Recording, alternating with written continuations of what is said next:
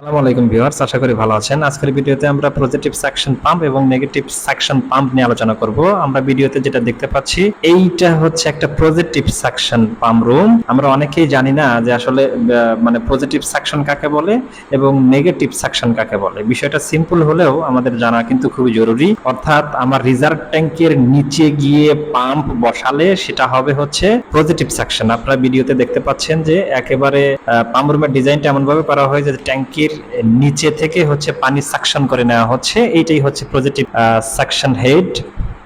আর negative suction কাকে বলা হয়? নেগেটিভ সাকশনটা বলা হয়, আমি আপনাদের সুবিধার্থে একটি চিত্র শেয়ার করছি। দেখেন, এই যে ট্যাঙ্কির নিচ থেকে যে পানি সাক করে নেওয়া হচ্ছে এটা হচ্ছে পজিটিভ সাকশন। আর আপনারা যে ডান পাশে যেটা দেখতে পাচ্ছেন যে ট্যাঙ্কির উপর থেকে যে পানি টেনে নিয়ে সিস্টেমে দেওয়া হচ্ছে এটা হচ্ছে নেগেটিভ সাকশন।